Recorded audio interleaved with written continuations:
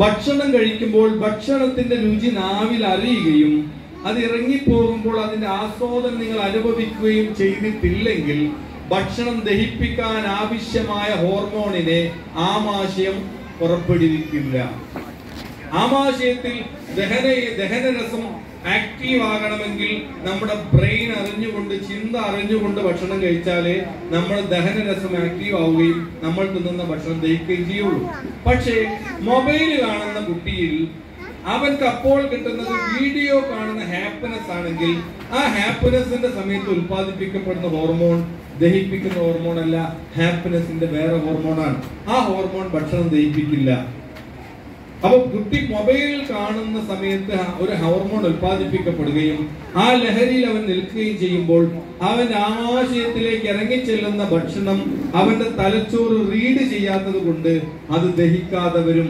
ആ ദഹിക്കാതെ വരുന്നത് കൊണ്ടാണ് നിരന്തരം ഈ പ്രക്രിയ ഏർപ്പെടുമ്പോൾ ഈ കുട്ടിക്ക് വയറുവേദനയും അൾസറും വരെ ഉണ്ടാകാനുള്ള സാധ്യത കൂടുതലാണെന്ന് പുതിയ ഗവേഷണം കണ്ടെത്തിയിരിക്കുകയാണ്.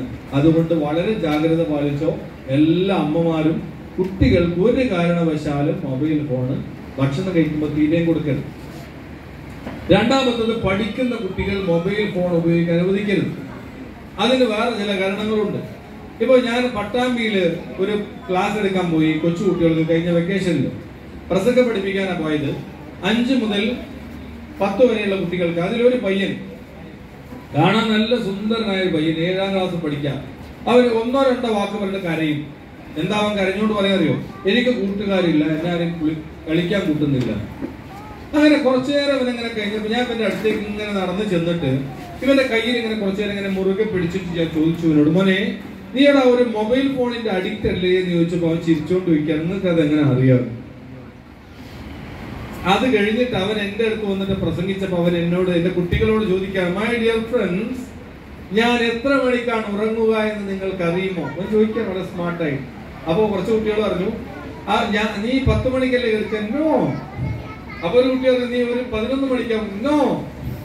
ഒരു കുട്ടി പറഞ്ഞു 12 മണിക്ക്? നോ. നീ 1 മണിക്കാണ്? No, never. അപ്പൊ ഒരു കുട്ടി പറഞ്ഞു, നീ ഉറങ്ങലുണ്ടാവില്ല. അപ്പൊ അവൻ പറയുള്ളൂ, ഞാൻ ഉറങ്ങൽ 4 മണിക്കാണ്. 4 മണിക്ക്. അപ്പൊ ഞാൻ ചോദിച്ചു, 4 മണി വരെ നിനക്ക് എന്താടാ പണി? ഞാൻ ഗെയിമാണ്. ഏത് ഗെയിം അറിയോ? വെടി വെക്കുന്ന ഗെയിം ഉണ്ടല്ലോ, വെടിവെച്ച് തള്ളിയിടുന്ന ഗെയിമുണ്ട്. ഞാൻ കണ്ടിട്ടില്ല, കുട്ടികളെ കയ്യിലൊക്കെ പറഞ്ഞില്ല. ഈ ഗെയിം കാണാൻ എത്ര മണി വരെ? പുലർച്ചെ 4 മണി വരെ. അപ്പൊ ഞാൻ ചോദിച്ചത് എങ്ങനെ സാധിക്കും നിനക്ക്? അപ്പൊ അവൻ പറയാ, ഞാൻ തട്ടിന്റെ മുകളിൽ എടുക്കാം, ഞാൻ പോക്കറ്റില് ഫോൺ ഇട്ടിട്ട് കയറിപ്പോകും. എന്നിട്ടോ വലിയ പുതപ്പാണ്, അതിട്ട് പുതച്ചിട്ട് അതിന്റെ ഉള്ളിൽ ഇരുന്നിട്ട് ഇങ്ങനെ കഴിയും. അപ്പൊ ഞാൻ 4 മണി വരെ കണ്ടെങ്കിൽ പിന്നെ എന്തിനപ്പോ 4 മണിക്കൊന്ന് കഴിക്കാൻ നേരം ഒളിപ്പിച്ചുകൂടി? അല്ല, സ്കൂളിൽ കുറച്ചു നേരം ഇരിക്കേണ്ടത് അവൻ ചോദിച്ചത്. സ്കൂളിൽ കുറച്ചു നേരം ഇരിക്കാൻ വേണ്ടി വന്ന് ഈ 3 മണിക്കൂർ ഉറങ്ങും. 7 മണിക്ക് എന്തായാലും ഉണർത്തും. 3 മണിക്കൂർ ഉറങ്ങും. ഞാൻ എന്ത് ചെയ്തു? സംഘാടകരോട് പറഞ്ഞു, എന്റെ രക്ഷിതാക്കൾക്ക് എന്റെ നമ്പർ എടുത്തിട്ട് നിർബന്ധമായി എന്നെ വിളിക്കാൻ പറയണം. അവന്റെ ബ്രദറാണ് എന്നെ വിളിച്ചത്, ഒരു എഞ്ചിനീയറാണ്. ഞാൻ ചോദിച്ചു, നിങ്ങളുടെ സാബിത്ത് എങ്ങനെയുണ്ട്? വിളിക്കണം. എത്ര മണിക്കൂർ എടുക്കും? 10 മണിക്കൂർ എടുക്കും. പഠിക്കാൻ എങ്ങനെ? ബഹുമെടുക്കാൻ ആണോ? വീട്ടിലെങ്ങനെ? നല്ല സ്പോട്ടാണ്. എന്റെ മനുഷ്യ, നിങ്ങൾ ഇത്രയും വിദ്യാഭ്യാസം ഉണ്ടായിട്ട് നിങ്ങളുടെ അനിയൻ 4 മണിക്കാണ്, നിങ്ങളുടെ അനിയൻ 4 മണിക്കാണ് കിടന്നുറങ്ങുന്നത്. ഇത് നിങ്ങൾക്ക് അറിയോ? 4 മണിക്കോ? പടച്ചോനെ, അതുവരെ ഒക്കെ എന്താ പണി? ഇതോടെ ചോദിക്കുന്നത്. ഞാൻ പറഞ്ഞ മൊബൈലിന്റെ ആളാണ് സാറേ. ഇവൻ ചോദിച്ചു, ഇനി എന്താ ഒരു മാർഗം ഇതൊന്ന് രക്ഷപ്പെടാൻ? ഒരു മാർഗം ഞാൻ പറഞ്ഞു കൊടുത്തു. എനിക്ക് അപ്പൊ തോന്നിയ ബുദ്ധിയിൽ ഞാൻ ആശയം പറഞ്ഞു കൊടുത്തു. എന്താ ചെയ്യണമെന്നറിയോ? ഒരു നല്ല കാർട്ടൂൺ ബോക്സ് വാങ്ങണം. കാർട്ടൂൺ ബോക്സ് വാങ്ങി അപ്സ്റ്റെയറിലേക്ക്, നമ്മൾ തട്ടിന്റെ മുകളിലേക്ക് കയറാൻ പോകുന്ന കോടിയുടെ താഴെ വെക്കണം. എന്നിട്ട് നിങ്ങൾ പ്രഖ്യാപിക്കണം, രാത്രി ഊണ് കഴിഞ്ഞിട്ട് എല്ലാവരെയും പെട്ടിയുടെ ചുറ്റും പിടിച്ചിരുത്തണം. ഭാര്യയും നിങ്ങളുടെ മക്കളൊക്കെ വരണം. എന്നിട്ടോ അവിടെ ഒരു പ്രസംഗം നടത്തുക. എന്താ? ഇന്ന് മുതൽ ആരും ഉറങ്ങുന്ന റൂമിലേക്ക് മൊബൈൽ ഫോൺ കൊണ്ടുപോകാൻ പാടുള്ളതല്ല. അത് നമ്മുടെ തലച്ചോറിനെ ബാധിക്കും. അതുകൊണ്ട് ഓരോരുത്തരും ബോക്സിൽ ഫോണുകൾ നിക്ഷേപിക്കുന്നത്. ആദ്യം നിങ്ങളെ ഫോൺ ഇടണം. അപ്പൊ നിങ്ങളുടെ ഭാര്യയുടെ ഫോൺ ഇടും, പിന്നെ എന്റെ ഫോൺ ഇടാതിരിക്കാൻ പറ്റൂലല്ലോ. അപ്പൊ അവന്റെ ഫോൺ നോക്കും. അങ്ങനെയാണ് അവൻ കിടന്നു തുടങ്ങിയത്. കുറച്ച് ദിവസമൊക്കെ അല്ലാണ്ട് ബുദ്ധിമുട്ടി, അതൊന്ന് രക്ഷപ്പെട്ടു. നിങ്ങളുടെ മക്കൾ നിങ്ങൾ ചിന്തിക്കുന്ന വഴിയിലേക്ക് വരണമെന്ന് ആഗ്രഹിക്കണമെങ്കിൽ, ഒരു എക്സാമ്പിൾ, ഒരു ഉദാഹരണം കൂടി പറയാം. എന്റെ മകളിപ്പോ ഡിഗ്രിക്ക് ഫസ്റ്റ് ഇയർ പഠിക്കുക ഐഡിയൽ കോളേജിലാണ്. എന്റെ മകള് +2 96.4% മാർക്ക് വാങ്ങി 1ാം സ്ഥാനത്തോടെ ജയിച്ചാണ് സയൻസില്. ഒരു ട്യൂഷനും ഇല്ലാണ്ട്. കാരണം എന്താണെന്നറിയോ? എന്റെ മക്കളുടെ ഫോണിൽ ഇന്ന് വരെ ആ ഓൺലൈൻ കാലത്ത് ഞാൻ റീചാർജ് ചെയ്ത് കൊടുത്തിട്ടില്ല, അവരാവശ്യപ്പെട്ടിട്ടില്ല. എന്റെ വീട്ടിൽ TV ഉണ്ട്. ഇന്ന് വരെ ഞാനോ എന്റെ ഭാര്യ എന്റെ മക്കളോ ഒരു സീരിയലും ഒരു സിനിമയും ആ TV-യിൽ കണ്ടിട്ടില്ല. എന്റെ മക്കൾ ഫുട്ബോൾ കാണാറുണ്ട്, ഓഡീഷൻ പരിപാടി കാണാറുണ്ട്, കൊച്ചുകുട്ടികളുടെ പാട്ട് കേൾക്കാറുണ്ട്. പക്ഷെ സിനിമയോ സീരിയലോ എന്റെ മക്കൾ ഇന്ന് വരെ കണ്ടിട്ടില്ല. എന്റെ മൂത്ത മക്കൾ 18 വയസ്സായി.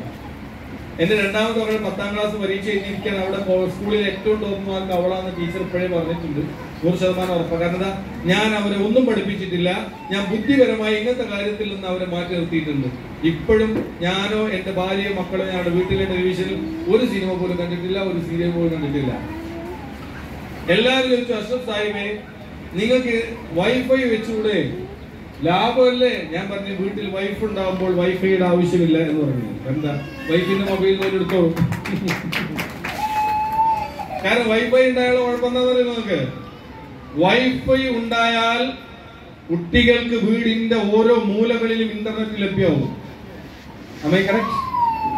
നിങ്ങൾക്കറിയാത്ത പലതും അവർക്കറിയാം. കോഴിക്കോട് ജില്ലയിലെ അത്തോളിൽ ഒരു സഹോദരി എന്നെ വിളിച്ചിട്ട് പറഞ്ഞു, സാറേ ഞാൻ വല്ലാത്തൊരു കുടുക്കിയിരിക്കുന്നത്, എന്ത് പറ്റി? എന്റെ മകള് 8ാം ക്ലാസ്സിലാണ് പഠിക്കുന്നത്. അവള് എന്റെ ഫോണിൽ എന്തോ ഒരു സോഫ്റ്റ്വെയർ ID വെച്ചിരിക്കാൻ ഞാൻ ആരോട് ചാറ്റിയിട്ടാലും അവള് കണ്ടുപിടിക്കുന്നു. 8ാം ക്ലാസ് പഠിച്ച മകള് ഉമ്മാന്റെ ഫോണില് ഹൈഡിങ് സോഫ്റ്റ്വെയർ ഇൻസ്റ്റാൾ ചെയ്ത് വെച്ചിരിക്കുക. നിങ്ങൾക്ക് എത്ര പേർക്ക് അത് അറിയാം? സൂക്ഷിച്ചോണം. കുട്ടികൾക്ക് ആവശ്യമില്ലാത്ത ബുദ്ധി കൂടുതലുള്ള കാലത്താണ് നമ്മൾ ജീവിക്കുന്നത്. അതുകൊണ്ട് നമ്മൾ ചിന്തിക്കുന്ന വഴിയിലേക്ക് കുട്ടികളെ കൊണ്ടുവരണമെങ്കിൽ നമ്മൾ കുറച്ച് റിസ്ട്രിക്ഷൻസ് വീട്ടിൽ നിർബന്ധമായി ഉണ്ടാക്കിയിരിക്കണം. കുട്ടികൾ കരയുമ്പോൾ നമുക്ക് ശല്യം തീരാൻ വേണ്ടി മൊബൈൽ കൊടുത്ത് രക്ഷപ്പെടാൻ ശ്രമിക്കരുത്. കൊച്ചു TV ഓണാക്കി കുട്ടികൾ ഹാപ്പിനെസ് ഉണ്ടാക്കാൻ ശ്രമിക്കരുത്. കുട്ടികൾക്ക് നല്ലത് പറഞ്ഞു കൊടുക്കാൻ ശ്രമിക്കണം. വീട്ടിലൊരു ഗസ്റ്റ് വന്നാൽ എന്റെ മക്കൾ വളരെ മാന്യമായി കയറ്റിയിരുത്തി കസേരയൊക്കെ ഇരുന്നോളാൻ പറയും. ഞാൻ ചെറുപ്പത്തിൽ അത് പഠിപ്പിച്ചുകൊണ്ടാണ്. നേരെ മറിച്ച് നിങ്ങളുടെ മക്കളൊക്കെ എത്ര പേര് അങ്ങനെ ഒരു ഗസ്റ്റ് വന്നാൽ മുന്നിലേക്ക് വരും? ഇപ്പോഴത്തെ പിള്ളേരൊക്കെ വീട്ടിലൊരു ഗസ്റ്റ് വന്നാൽ അവനവന്റെ വഴിക്കങ്ങ് പോകും. കയറിയിരിക്കാൻ പറയോ? നിങ്ങൾ ആലോചിക്കുക. നമ്മൾ ചിന്തിക്കുന്നത് അതാണെങ്കിൽ ആ വഴിയിലേക്ക് അവരെ വരുത്താൻ നിങ്ങൾ ചില പണിയെടുക്കേണ്ടതുണ്ട്.